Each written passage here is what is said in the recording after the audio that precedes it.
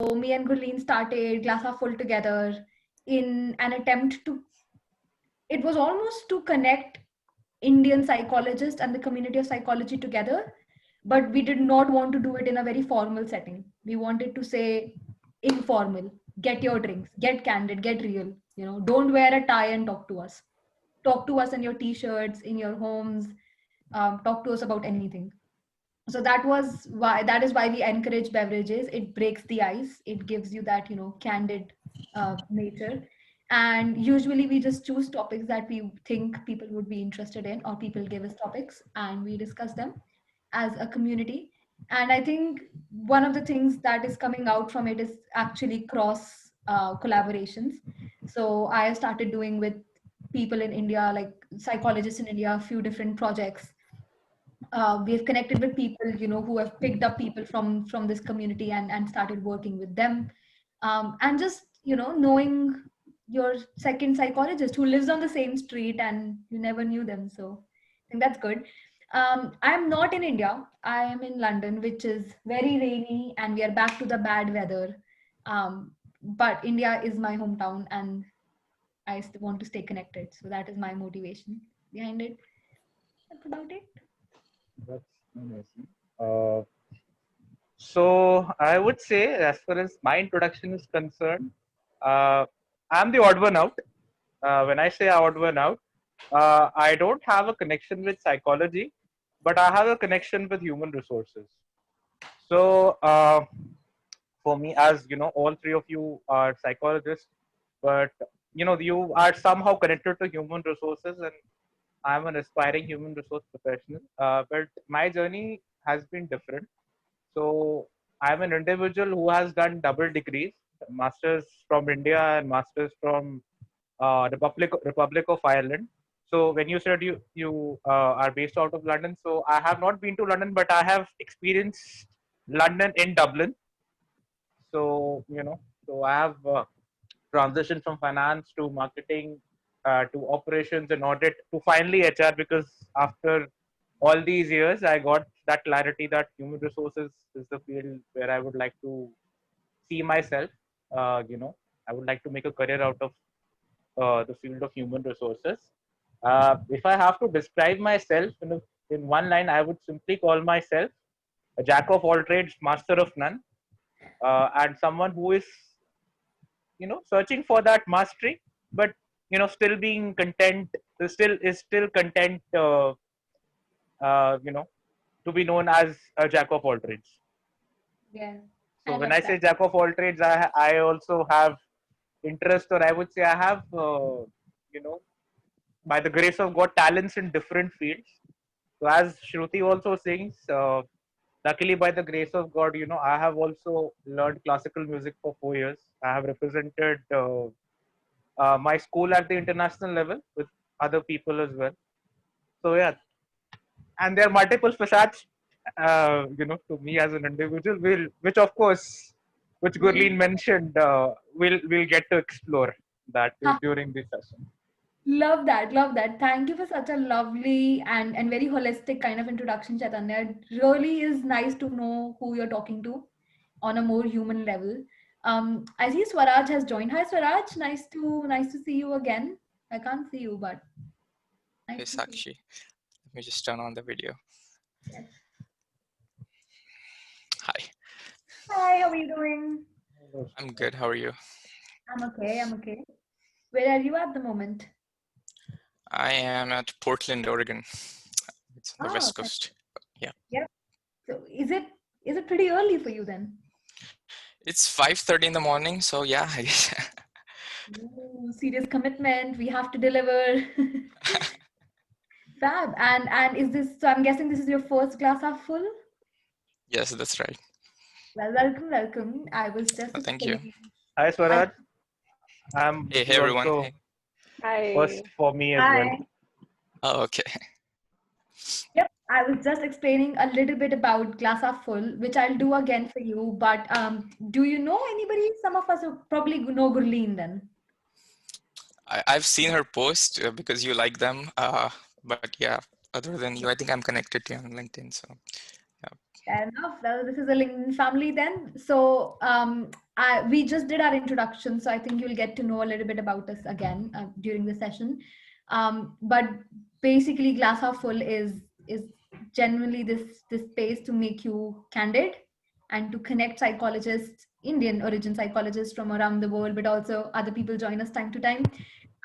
And we just try to be candid with each other, discover topics together, and keep it 35 minutes, 40 minutes.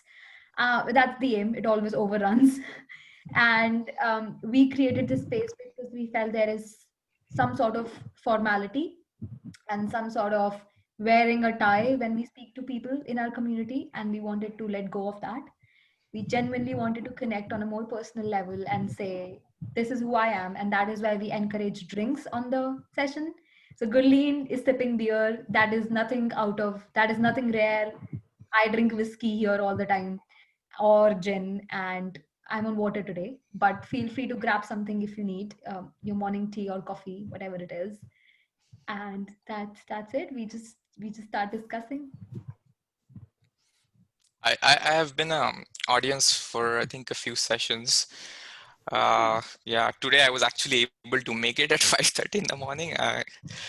But yeah, looking forward to it. Thank you. Uh, any kind of bits from you, Gurleen, before we get started? No, I think we can start. I'm good. Good to go. Yeah.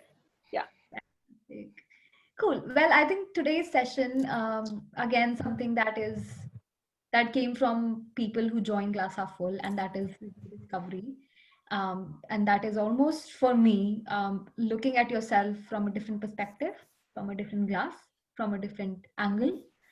When me and Gurleen were talking about the topic and we were discussing how do we tell people what are we talking about? I think we almost reached this phase where we said we can't interpret it for people because Gurleen had a different idea about what the topic is. I had a different idea about what the topic is.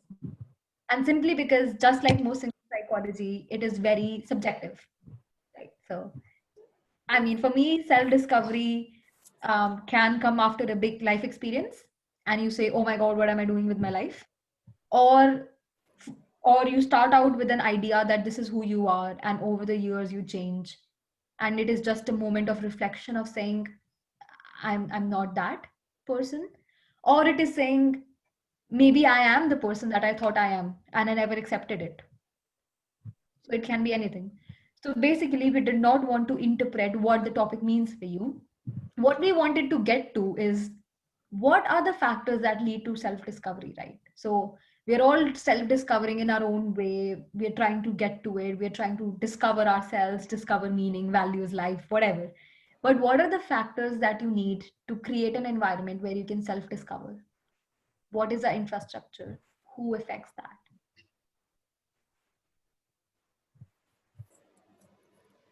So that's my question for everybody. And feel free to take it away and think or jump in and say something.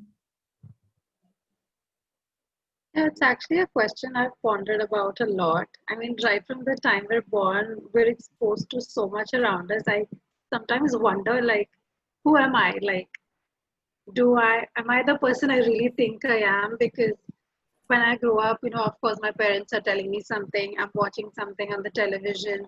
Now that there's this whole digital boom, there's just so much happening, so much is just fed into our brains, and we think this is who we are. I have chosen a particular career path, and I think that's my calling or my passion, but I don't know, is it like an external influence? So it's really challenging because I think it keeps changing depending on how the environment also sort of influences you in a certain way. But I also think that the key to sort of maybe discovering your potential or who you are is sort of clearing all the noise in your head. And yeah, when there's silence, I think your mind starts to speak, and that's when and I think stuff like doing, meditation or mindfulness or just reflecting sort of really helps. Yeah, I think I want to say something.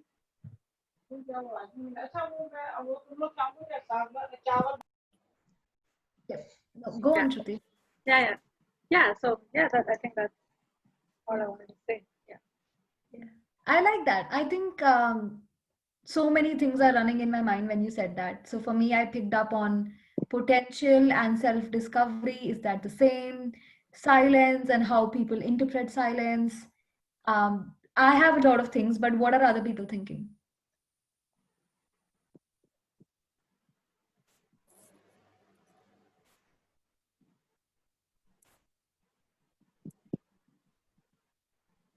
I think for me, I don't know actually.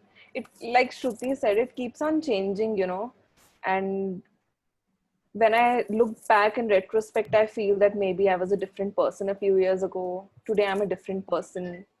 Maybe in the future, I'm going to be a different person altogether. So, what really impacts my thought process is my environment, the stuff I read, the stuff I watch on TV. I'm sorry, there's some construction going on, so there's a back noise. And my process of self-discovery started pretty late. I mean, back in school, I could see some signs of what I do not enjoy, like hardcore sciences, math, and commerce, and all that. And now I feel like sometimes you are at an advantage when you're not good at something or you don't score well in like certain subjects. I mean, that way at least you know the kind of subjects or the kind of things you don't want to get into altogether. And I think it is difficult for people who score well in all the subjects or who are, you know, prodigy children, because they perform so well in almost everything that they are forced to choose a vocation or a career which is you know, lucrative. And when they follow that, they kind of get into this downward spiral where they feel that, okay, these are not my strengths. These were probably, I was probably good at it, but that is not something I truly innately enjoy. So I think, like you were saying, Sakshi, it's different for different people. So for me, it is ever changing. And it's not even about rediscovery, because rediscovery is like you have discovered something and now you are trying to discover something else. You are trying to, you know, break those shackles or whatever. But I think self-discovery is more like a ongoing process. It keeps happening and there is no end to it, really. Yeah. What if I can ask you a question there, Gurleen? So you said that there you have reflected and you've seen that, you know, you were a different person, and now you have changed and you'll be different. What allowed for that reflection? Mm, can you paraphrase it for me? What allowed that reflection? What do you mean by that? So I'll give you a little bit more context. I think as people in our profession, and where we are, we take self-reflection for granted, right? Hmm. We know we have to ask ourselves difficult questions, and we think deeply about small acts. We observe a lot, and we really think about the smaller things that we do, the finer details and nuances, right? So we take self-discovery for granted, thinking everybody does it. Hmm. But if you have ever spoken to people or general population or people from hardcore sciences almost or different fields, they don't have time for self-reflection. Hmm. They can't pinpoint things that are going wrong in them, that have changed in them, or that are going great for them. They're not very self-aware. Hmm. I really want to understand from today, if we all say that we are continuously self-discovering and changing and learning about ourselves, what is allowing that self-discovery? And we all have used words like reflection. That is a very broad term. What are the nuances of self-reflection? Where do we get that from? What is it in our environment that is allowing us to self-reflect? I think for me, it has never been intentional. Like, I don't like um, take out time from my routine to self-reflect. It happens organically. Um, for instance, like, you know, when you were asking me this question, I had this backstory. So I remember when I was in class 8 or 9, I started reading Linda Goodman, you know, that astrology, sun signs and all that. So I was probably in class 8 or 9. So I would read about sun signs and their behavior patterns. And I had started identifying myself as a Cancerian, which is my sun sign. But gradually I lost interest in it as I grew up and I understood that there is no scientific base to it. So then my thought pattern changed because I saw something else. I started believing in science more. Then fast forward to my master's days, I learned about personality type, MBTI type, when we were in the classroom. And I understood why do I behave the way I do.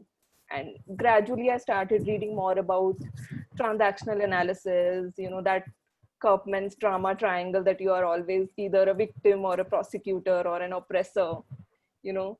Then I started reading about Power of Now, and I got inspired by Eckhart Tolle and how he said that, generally people are either stuck in the past or in the future. They don't enjoy the present moment. So that was my Eckhart Tolle days. And then in between, I also had phases where I would cuss religion and spirituality, and I was more drawn towards evolutionary perspectives, and was inspired by Charles Darwin or Sam Harris. And I remember I was so inspired by this journalist, I've forgotten his name, I think, Bill Maher, yes, that was Bill Maher. And I watched this documentary, it's called Religulous, which means religion is ridiculous. So I was so impressed and inspired by watching, Bill Maher, watching this documentary. And that was the time I had started propagating atheism, and that there is absolutely no free will. So there have been phases. At one point, I was really spiritual. At one point, I was highly, scientific. And I used to think that society is such a mess. And I used to hate capitalism. I used to hate rich oppressors. And, having that voice in college, and you're hot-blooded also, back in the day. And there were days about this film and this brilliant book called Into the Wild, and I was so inspired by Christopher McCandless, and I thought, oh my god, he has taken such a great journey, he has left everything behind, and I mean, he's the dude, respect. But now I feel that, okay, that is, I don't believe in that anymore.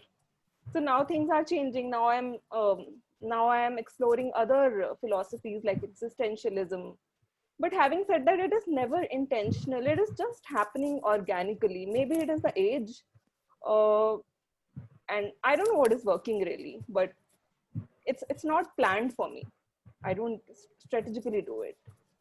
I'm gonna give other people some like space to jump in and talk. But Gurleen, I'm gonna genuinely ask you to think about what is happening and think about how you're allowing yourself reflection.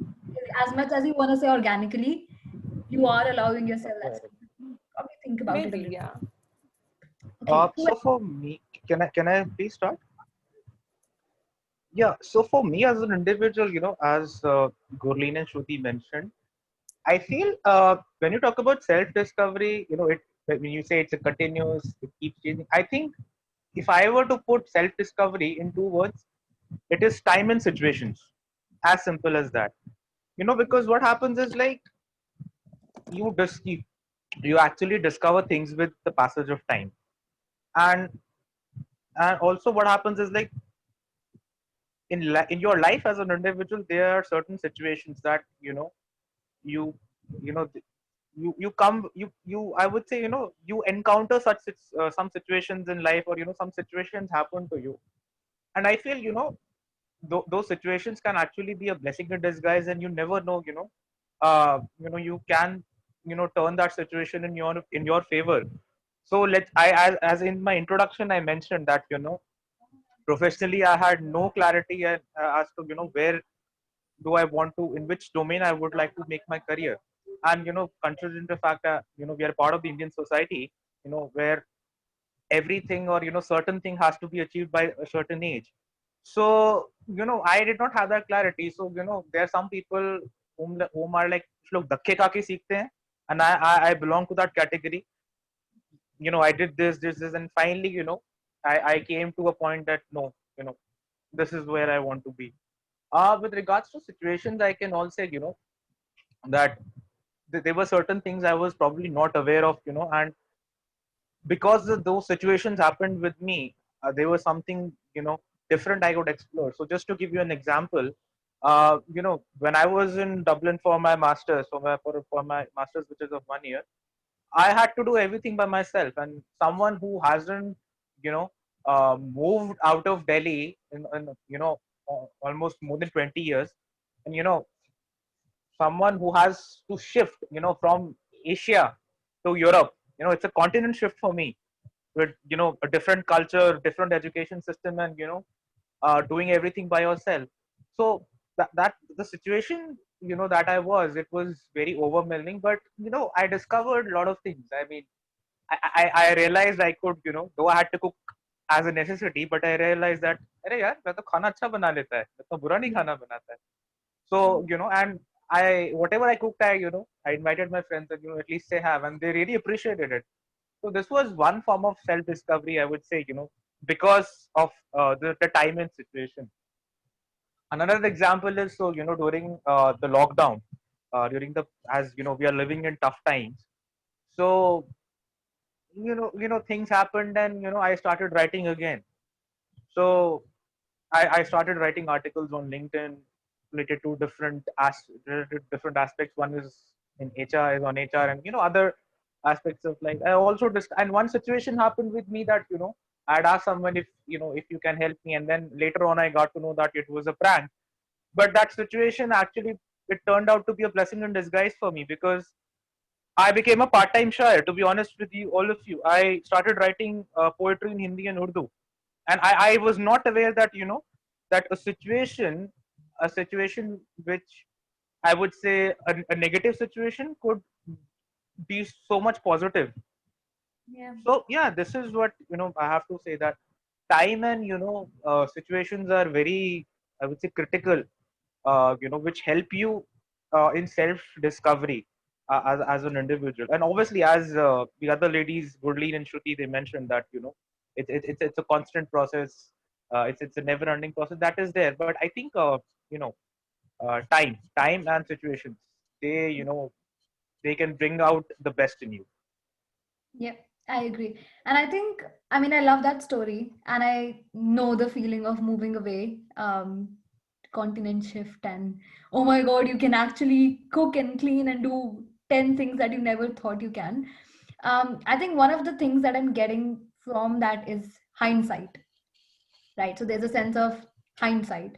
And I think there was a time when everybody was focused on futuristic vision, thinking ahead, and what do you think of the next step? But I think a lot less people think about hindsight, and we all use it, but we never actually think about how it's useful and how it is beneficial.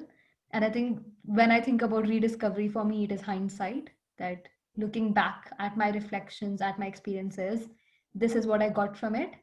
And that is my feedback to myself. So rediscovery for me is feedback to self. Also, just in addition, to what all the BD said, I think failure is also a very good, way of self reflection. So, what happened with me was, after I came back from Dublin, uh, I joined a language course actually, and, at that point of time, because, what used to happen with me was, when as Sakshi, you would be able to easily relate that, as for our assignments, we had to write essays, you know, and so I had the content in my mind that what I wanted to write, but somehow I was not able to express that. But, somehow I managed, and passed, successfully completed my masters. But, when I came back, I realized, I have a deficiency as far as the written English, as far as written English is concerned. So I decided to work on it. I joined, British Council, and, during the process, initially I was very reluctant, because I had that awkward feeling in my mind here that, at the age of, let's say 28, I'm going to still, learn an English language. But I think that incident that happened with me, where I, felt like a failure, I joined the institute, and I discovered so much, from what I had learned previously, and, that changed my views as an individual, and I feel I am a better writer. I would say that, I can write correct and better English. So yeah, I would say failures is also something, failures can teach you a lot. It is just that, how you're able to embrace them, and, uh, you know use failures to grow yourself. Yep, yep, I agree. So I see heads nodding, but I don't see Swaraj and any expression. So what are your thoughts? I was mostly here to just listen. Oh, so sad.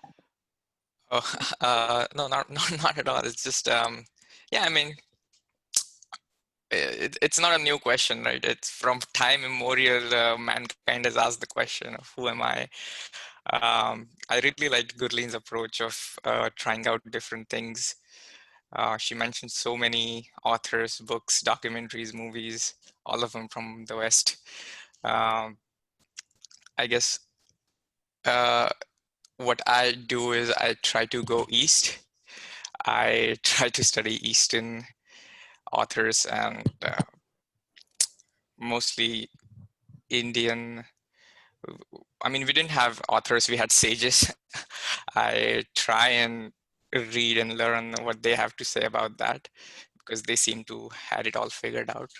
Uh, yeah, I mean, the question of rediscovery is quite far. I haven't done my first round yet. I'm still discovering for the first time. So rediscovery is too far. Uh, what are we supposed to discover when we are constantly changing, right? At some point, we just can't say, okay, I've discovered myself, or I know all of my abilities and potential, and does that mean that, and what will you do after that? So does that in some way give meaning to your life if you're, you know, are always on a quest of discovering yourself? Um, and to sort of put forward what I think about your question, Sakshi, when you said what environment leads us to start thinking about these things, since self-reflection is not very, we are taking it for granted. It doesn't just come to everyone. I would say reduction of noise in your life sometimes lead people to self-reflect. Sometimes, you know, they say like after a storm, it is also calm. For a while because something big happens in your life and sort of dust settles and you're bound to think about what you're doing in your life. Because in my personal opinion, and not an opinion, it's almost a fact, but it frightens people when I say this, that as long as we don't know who we are kind of living meaningless lives. uh, we don't know who we are, we don't know where we've come from, and here we are struggling in everyday life trying to compete and do so many things. And then when you go to a mountain and you need a mountain to realize that, oh, maybe I'm just too small.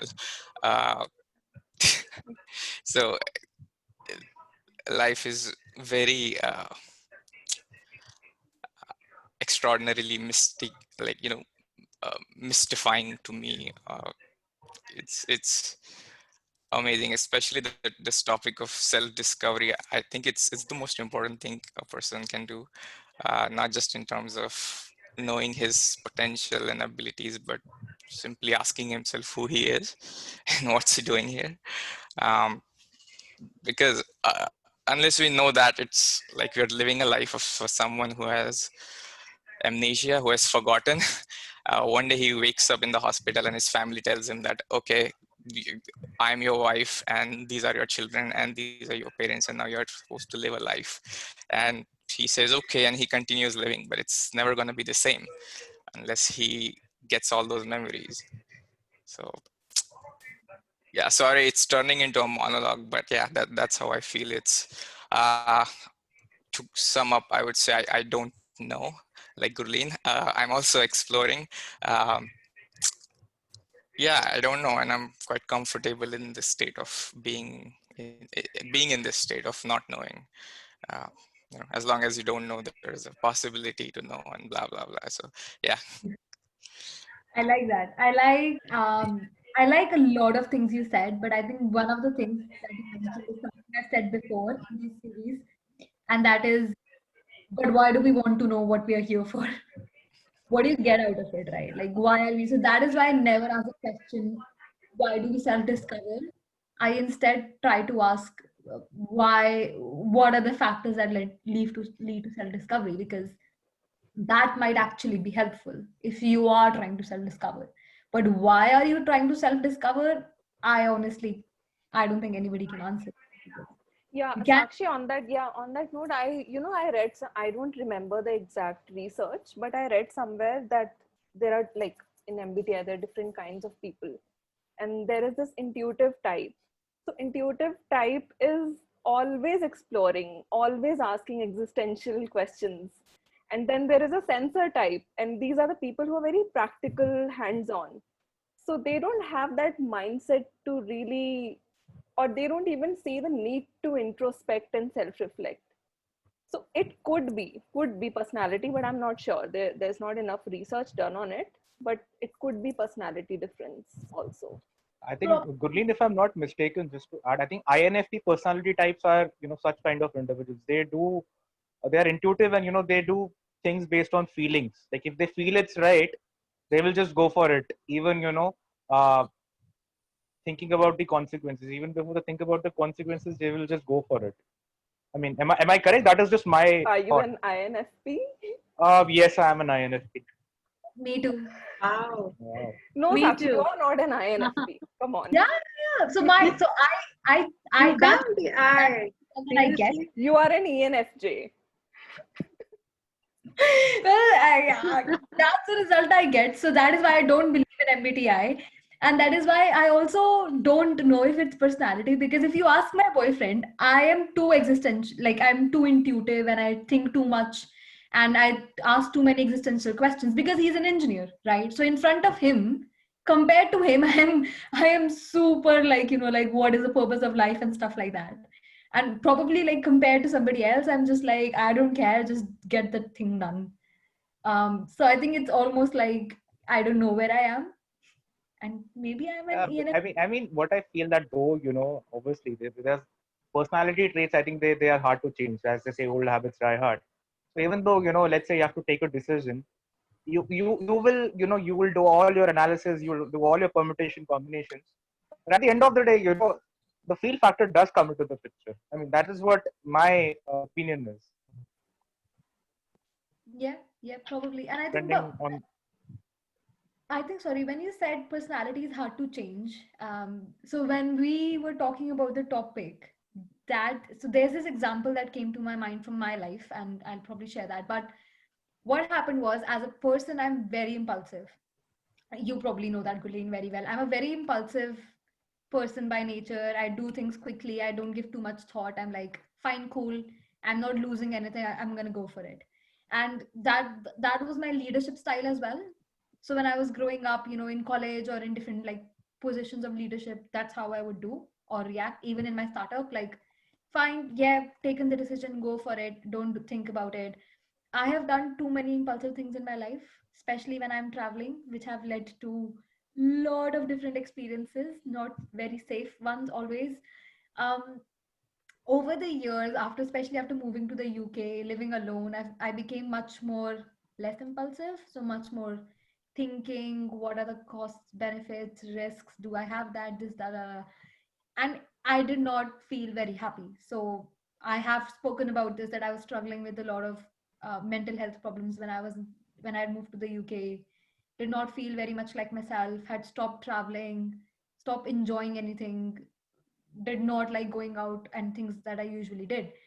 Um, and then 1 year later, I think after I started a job, moved to London, I realized I'm missing something, and I was missing the impulsivity. And so I started doing small things again. And one of those things was starting Glass Half Full. It was a very impulsive decision. Gulleen, if you remember that call, it was just like, Yeah. yep, let's do it.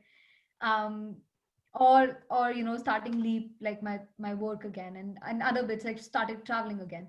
So for me, when I thought about rediscovery, this was it. Like thinking that I initially thought that impulsivity is bad and it's not great and it leads to bad things, or like people told me that you're impulsive, you should change that about yourself if you're growing up. Change that about myself, did not like it, wasn't happy, missed it terribly, and now I'm back to this phase of impulsivity. And for me, that was rediscovery. And what you said, Chaitanya, that failure leads to that, or silence leads to that. There was a lot of silence in the UK, Shruti, like too much noise I taken away agree. from my life. And I think that made me miss what I started with even more. So these, and I did not think about it like that until today. So until today, you guys have given me the words that these were the factors actually, but I didn't realize that. So for me, like, I wanted to get to this step of understanding how did I do that, and it was probably because the noise was taken away or there was some sort of failure. I think just Sakshi, to add you just mentioned the word rediscovery. So I'd like to share an incident with all of you. So as I mentioned that, I started writing during the lockdown period, and some of my articles I published it on LinkedIn. So whenever you get time, just have to read. So what used to happen with me was when I used to write actually, like during my childhood days, it was mostly on sports. And since I'm a cricket enthusiast, I would not uh, I would not leave any stone unturned. Take it. I would just write everything on cricket, whatever comes to my mind. And I used to be often criticized that that you are only able to write on cricket and nothing else. And I used to get a lot of I used to get taunted. But now over the I think in the last, I would say, 1 or 2 months, I have started writing on different genre. And even though my core is cricket, but somehow, I don't know, I think it's the God's grace, I'm able to relate cricket to different aspects of life. And since I'm transitioning to human resources, two of my posts I think three of my posts on LinkedIn have a cricket element of it. It starts with cricket, but at the end of the day, it gives a lesson related to human resources. And that is, so I would say, that is something I have rediscovered myself, that cricket was something that was and will always be close to my heart. But I think it has, for me, the things have been redefined. Like now I don't write only plain stuff simply on cricket, but I write something on cricket, but at the end of the day, there's a lesson, whether it's a life lesson, whether it's a leadership. I mean, whether it's a lesson related to HR. So yeah, that's how I can put rediscovery for myself. I like that a lot. I really like that. Yeah, Thank you've you. repurposed something almost. Yeah, I mean, Yeah. and I feel cricket is I don't know how many in this room are sports lover or lovers of cricket, but I feel cricket, or I feel the other forms of sports, it's a great leveler, and it teaches you a lot. It can teach you management lessons. It can teach you little things. It can teach you life lessons. Probably need to start watching sports. So if you guys don't mind, I'll share a very small incident related to cricket, if that's okay. So as all of you are aware, the Indian Premier League (IPL) is going on, and so there was a match between Kings 11 Punjab and Rajasthan Royals, and it was a hot topic. So what happened? This guy named Rahul Tewatia, he was sent at number 4 to bat, and Rajasthan had to chase a target of 223 in this 20 overs, because the IPL is a T20 game. Till the 17th over, this guy was struggling to bat. He was being trolled like hell on social media. And then I think it was the 18th over. Sheldon Cottrell, an international West Indies bowler, and this guy out of nowhere smashes 30 runs in the over. And even though he doesn't bag the man of the match award, this guy from zero becomes a hero. And that was match in, that was this match was held in Sharjah. Now another instance, Mumbai Indians versus Royal Challengers Bangalore. I think this Thursday this match was held.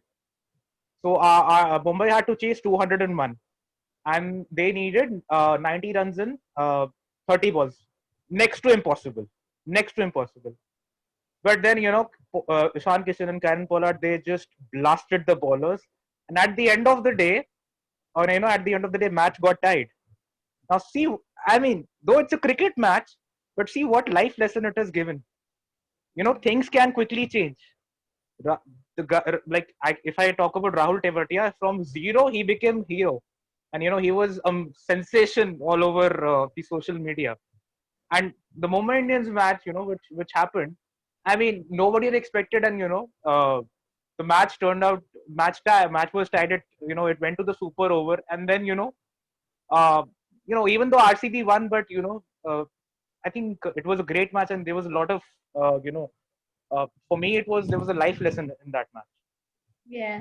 And I think for me, the lesson from this is looking at things in a more rediscovery sense, to be honest. Because now I'm thinking about a lot of things that I do on a daily basis and saying, how else can I be doing them? So, how can I rediscover those experiences? Um, Probably I haven't shared it with you, Gurleen, but when I was on the trip recently, I drowned. So I almost drowned, yeah, on the beach, and my lungs were filled with water, and yeah, I lost consciousness underwater, and basically falling and completely gave up. Legs didn't work. I don't know how to swim, and I was on the beach. Pretty, pretty dumb move, but anyway. So yeah, completely covered with water. At one point, I was just literally thinking about my parents, saying, "Okay, goodbye, whatever," and lost consciousness. And then suddenly the lifeguards come and touch my leg, and I come up again, and it's all good, and they've saved me. And I come out of water, and and they ask me like, where did you come from? And I was like, that side. And they're like, how are you feeling? And the first thing I said was, yeah, I could go back. And they look at me and they're like, what? And they're just like zilch. They're like, are you crazy? And then I started, so they took me to the lifeguard station. They were checking, doing some like thumb on my forehead, hand on my tummy and whatnot, checking. And they're like, what is going on in your mind? How are you feeling? I was like, yeah, pretty dumb move to learn swimming there. And they're just like, everybody's looking at me and they're just like, why are you making jokes? And for me, it was like, this is the only way I know I'm alive. Okay. Don't take it away from me. And my friend was standing there. She's dumbfounded. And I'm like, dude, my alcohol is in the bag. Go look for it. Don't leave it alone. And she's like, can you please shut up? So for me, like that experience was almost, so I called my brother. I was like, this happened. And he's like, so are you going to become a motivational speaker now? You know, you drowned and everything. So it's a perfect setup. Now you start giving TED Talks. And I was like, no, because for me, it wasn't that, like, it was a profound experience, but it wasn't life changing for some reason. I just think of it as the next experience that happened. But a lot of people have been saying, don't push that under the carpet, like, think about it. So I think I'm going to rediscover that. And there is this thing that happens in drowning, which is called secondary drowning. Basically, after you have drowned, your lungs are still filled with water. So in the next couple of days, your brain can experience drowning. It can feel like drowning, even though it isn't. Your brain And talks to you that, Sakshi, your brain what? What did your you say? brain thinks that it is drowning, but it is not, because your lungs are still filled with salt water. It leads to permanent brain damage if that happens. So I was at a risk for that, so I had to watch out for myself and stuff like that.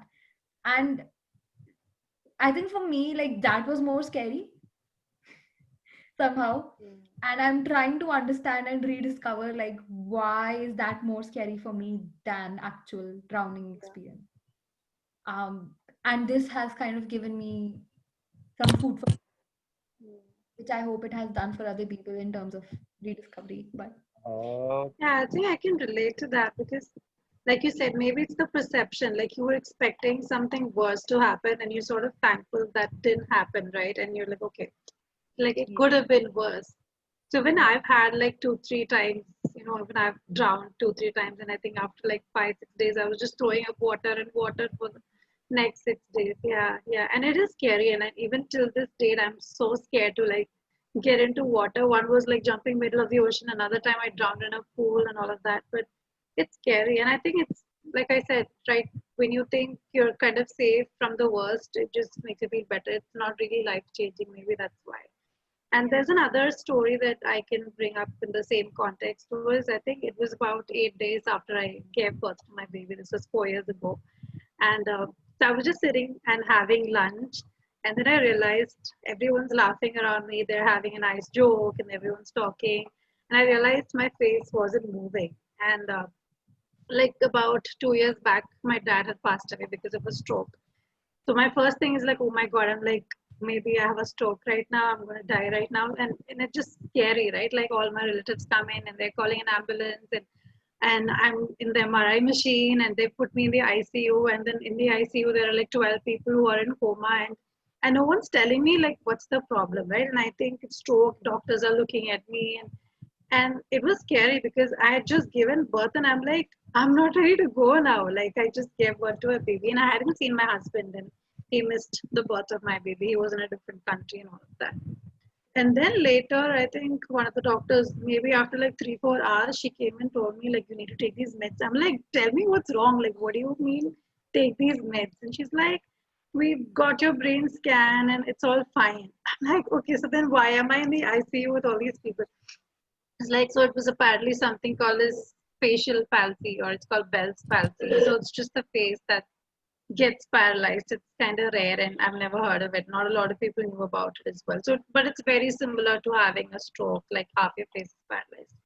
But yeah, so then I was like, okay, that's cool.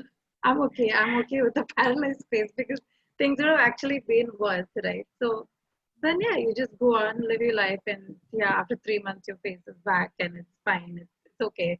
I think the only thing is I was probably a little conscious to smile because I had this crooked smile for 3 months, but it was okay. But Yeah. yeah, what happens, Shruti? Like, what triggers this attack? I mean, I mean, is it genetic or stress? And I mean, what is Well, the I think it happens mostly to a lot of people who are in pregnancy. It's kind of rare. It's not very common, but it happens in pregnancy. That could be a trigger, and I think it's a trigger by a virus or something. Yeah. Thanks for sharing that, Shruti. I know it's not super easy, Yeah, but God, the things people go through, right? Yeah. And the way you look at things and discover and rediscover and ask the timeless question of what is it that you want to get to. Makes sense. It has been helpful for me. I hope it has given at least some food for thought.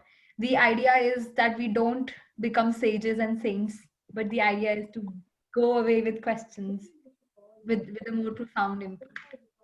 I hope that has happened today. Certainly happened. okay, if I don't know how many in this room are fond of couplets or poetry. I wrote something on self-discovery. I don't know if you guys would like to hear it or not. Yeah, absolutely. So it's related to self-discovery. I don't know whether it's 100% true or not, but I feel it's somewhat related to soul searching or identity or self-discovery. So here it goes. Just wrote it a few months ago.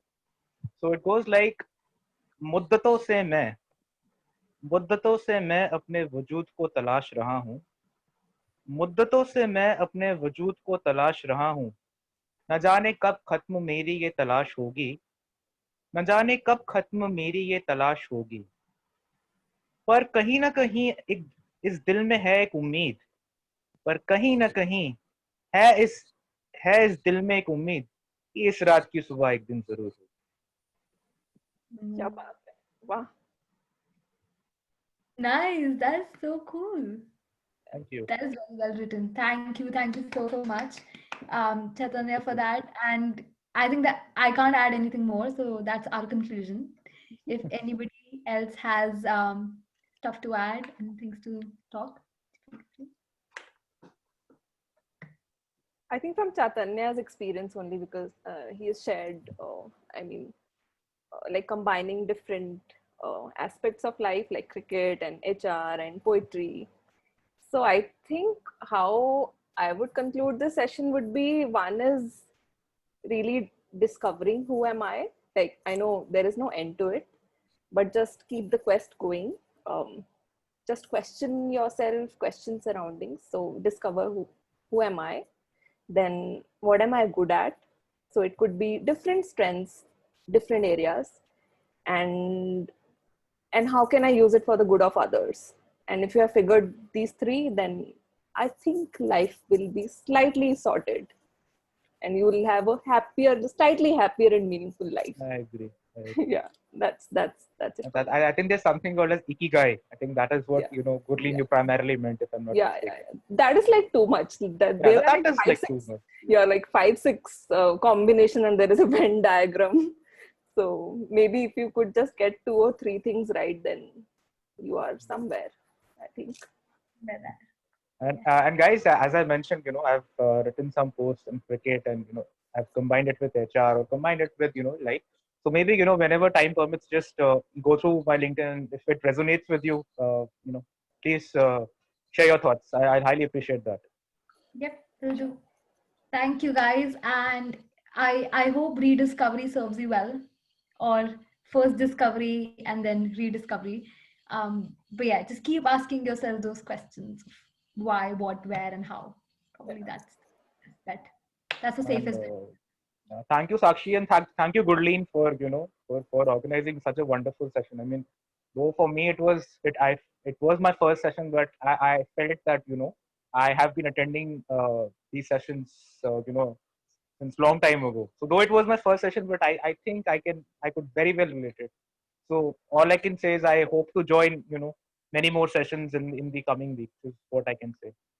Yep, every second Saturday. Yep, Cool. Let's see. thank you all for sharing your experiences. As I said, I was mostly here to listen, and I got to listen a lot of different perspectives on self-discovery. It was a really amazing time. Thank you. No problem. And if you're going back to sleep, sleep well, because oh my God, 5:30. That's Oh commitment. no, no. I actually woke up and then I remembered that okay, there's going to be a session today, so why not just join? So But yeah. now you tell me that I was doing my best job here. Hello.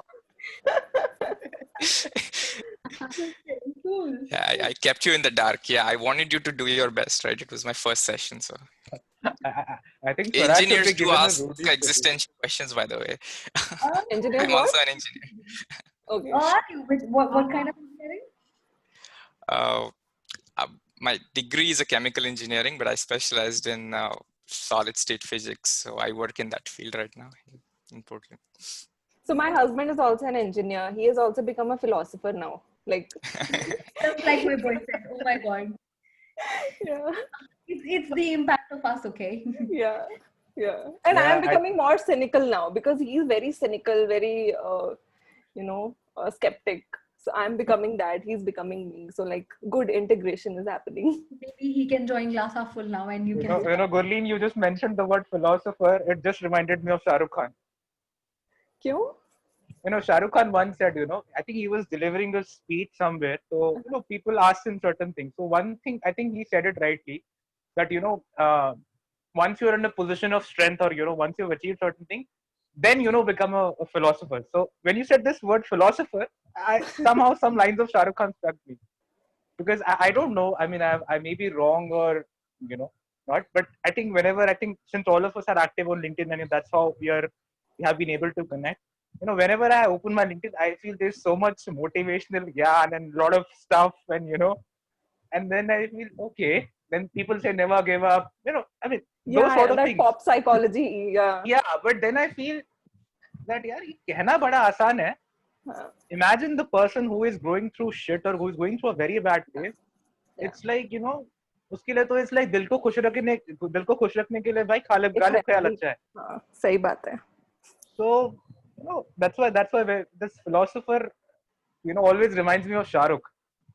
That you first reach up to that position of strength, and because you have achieved that, so now you have that liberty, and then people would be more receptive.